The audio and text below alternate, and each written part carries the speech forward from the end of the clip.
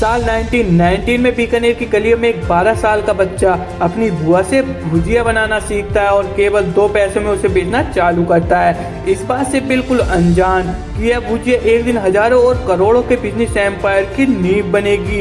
एक दिन पूरी दुनिया में बिकने वाले लाखों भुजिया के पैकेट पर उसका नाम हल्दीराम प्रिंटेड होगा। ये कहानी है इंडिया के सबसे बड़े स्नैकिंग ब्रांड हल्दीराम की। हल्दीराम का जन्म 1908 में बीकानेर के एक गरीब परिवार में हुआ था। उनके ग्रैंडफादर भुजिया बाजार में अपनी छोटी सी शॉप में भुजिया बेचते थे और बचपन से ही हल्दीराम को भुजिया का बहुत ही ज्यादा शौक था, इसलिए सिर्फ 12 साल की उम्र में उन्होंने हर दिन हर घंटे मेहनत करके भुजिया मेकिंग प्रोसेस को मास्टर कर लिया था और बहुत ही जल्द अपने ग्रैंडफादर की शॉप पर रेगुलरली बैठने भी लगे थे। लेकिन वो अपने ग्रैंडफादर की तरह भुजिया से केवल कुछ एक्स्ट्रा पैसे कमाकर खुश नहीं थे, वो अपने बिजनेस को बढ़ाना चाहते थे। हल्दीराम जो भुजिया बेच रहे थे वो बेसन से बनती थी, लेकिन उन्होंने देखा कि राजस्थान के लोगों को मोठ की दाल बहुत ही ज्यादा पसंद है। वहाँ के लोग कई डिशेज में मोठ की दाल का यूज करते थे, इसीलिए हल्दीराम ने भी अपनी भुजिया में बेसन के साथ साथ मोठ की दाल मिलाकर बनाना चालू कर दिया।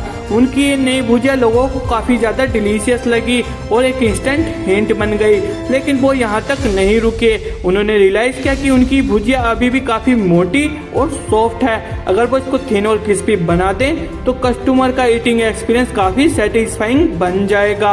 और इसको अंजाम देने के लिए उन्होंने सबसे पहले अपने बैटर को पतला बनाना स्टार्ट किया। उसके साथ उन्हें एक मैश चाहिए था जिसके होल स्टैंडर्ड में सेम और छोटे हों ताकि उसमें पतली भुजिया बन सके। उन्होंने मार्केट में कई मैश मेकर के साथ मिलकर एक परफेक्ट मैक्स बनवाई और अपने बैटर के कई इटरेशन के ट्राई के बाद फाइनली कुछ महीने के एक्सपेरिमेंट के बाद उन्होंने परफेक्ट थिन और क्रिस्पी भुजिया बना ली। इस नई भुजिया ने सेल को काफी ज्यादा बढ़ा दिया था। लेकिन हल्दीराम का इनोवेशन केवल भुजिया या रेसिपी तक लिमिटेड नहीं था। टर्न्स आउट दैट हल्दीराम एक सीक्रेटली एक ब्रांडिंग जीनियस भी थे। मार्केट में ऐसी कई और दुकानें थी जहां पर भुजिया बिकती थी, लेकिन हल्दीराम चाहते थे कि कस्टमर के दिमाग में उनकी भुजिया का इम्पोर्टेंस एक नॉर्मल भुजिया से कहीं गुना ज्यादा हो। हल्दीराम को पता था कि महाराजा डूंगर सिंह बीकानेर के सबसे पॉपुलर महाराज रहे थे और लोग उन्हें बहुत ही ज्यादा रेस्पेक्ट देते थे, इसीलिए हल्दीराम ने अपनी भुजिया का नाम महाराजा डूंगर सिंह के नाम पर डूंगर सेव रख दिया। महाराजा के नाम पर उनकी भुजिया बाकी सभी भुजिया से डिफरेंट हो गई और उसे एक प्रीमियम पोजीशन भी मिल गई। इसलिए नए ब्रांडिंग के साथ साथ उन्होंने प्राइस भी बढ़ा दिए और कस्टमर ने खुश होकर एक्सेप्ट भी कर लिए। अगले कुछ सालों में हल्दीराम ने अपने दोनों भाइयों के साथ मिलकर बिजनेस को अच्छा खासा स्टेब्लिश भी कर लिया था और अब 36 की एज में उनको एक वाइफ और 3 बेटे भी थे। बेहद गरीबी से उठकर आए हल्दीराम के लिए सब कुछ बहुत ही अच्छा चल रहा था, लेकिन तभी 1944 में उनकी लाइफ में एक बहुत ही बड़ा ट्विस्ट आया। घर की लेडीज के बीच में रिलेशन बिगड़ने लगे और बात इतनी बिगड़ गई कि हल्दीराम को घर छोड़कर अलग होना पड़ा।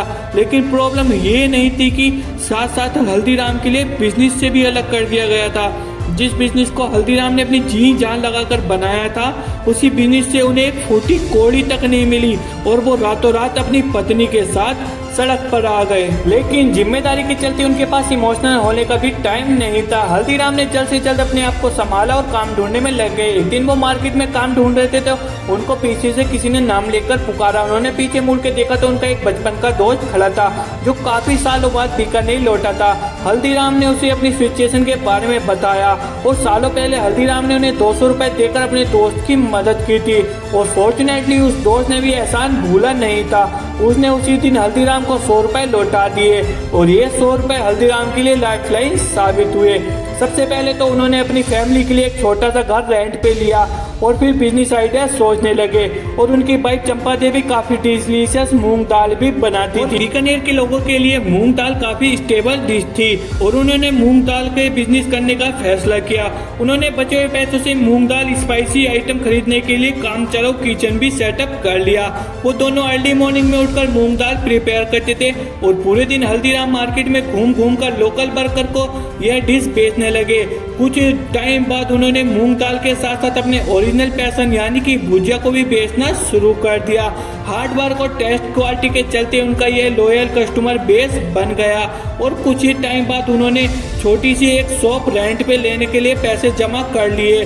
शॉप खोलते ही कुछ टाइम समय बाद मार्केट में बात फैल गई कि हल्दीराम और उनकी दुंगर सेव अब वापिस आ चुके हैं। उनकी दुकान में लोगों की लाइनें लगने लगी थी।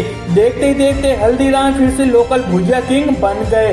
अगले कुछ सालों में हल्दीराम ने केवल इसी दुकान को ग्रो करने में अपना पूरा फोकस किया, लेकिन 1950 में कुछ ऐसा हुआ जो उनके लिए बहुत ही बड़ा टर्निंग पॉइंट साबित हुआ। हल्दीराम अपने एक दोस्त की बेटी की शादी में कोलकाता गए थे और वहां उन्होंने सब मेहमानों के लिए भुजिया भी बनवाई थी और जब उन्होंने भुजिया खाने के बाद मेहमानों का रिएक्शन देखा तो वो काफी सरप्राइज थे। उन लोगों को भुजिया इतनी ज्यादा पसंद आ रही थी, वो तारीफ तो कर ही रहे थे, साथ में हल्दीराम को बल्क ऑर्डर भी दे रहे थे। हल्दीराम को समझ आ गया था कि कोलकाता में अपने बिजनेस को एक्सपेंड करना एक बहुत ही बड़ी अपॉर्चुनिटी है, स्पेशली इसलिए वहाँ कोई ऐसा बड़ा कंपटीशन था ही नहीं जो भुजिया बेचता हो। 1955 में हल्दीराम ने अपने छोटे बेटे रामेश्वर और अपने सबसे बड़े पोते शिव किशन को कोलकाता में बिजनेस सेटअप करने के लिए भेजा। यहाँ पर भी उनकी एक शुरुआत एक छोटे से घर और केवल 8 स्क्वायर फीट की दुकान से हुई। शुरुआत तो स्लो थी, लेकिन कोलकाता में उनका बिजनेस बर्ड ऑफ माउंट के कारण ग्रो करने लगा और देखते ही देखते वो दिन के 150 से 200 किलो भुजिया बेचने लगे। तो बंगाली को अट्रैक्ट करने के लिए उन्होंने वहाँ पर टेस्ट के हिसाब से बंगाली मिक्सचर नाम की नमकीन लॉन्च कर दी जो काफी सक्सेसफुल हुई। अब उनकी कोलकाता ब्रांच बीकानेर ब्रांच से भी ज्यादा बड़ी हो गई थी और अब उनके तीनों बेटे बिजनेस को संभालने लगे। इसको देखते हल्दीराम ने बिजनेस से रिटायरमेंट ले ली और वो केवल बिजनेस को सुपरवाइज करने के लिए विजिट करते थे।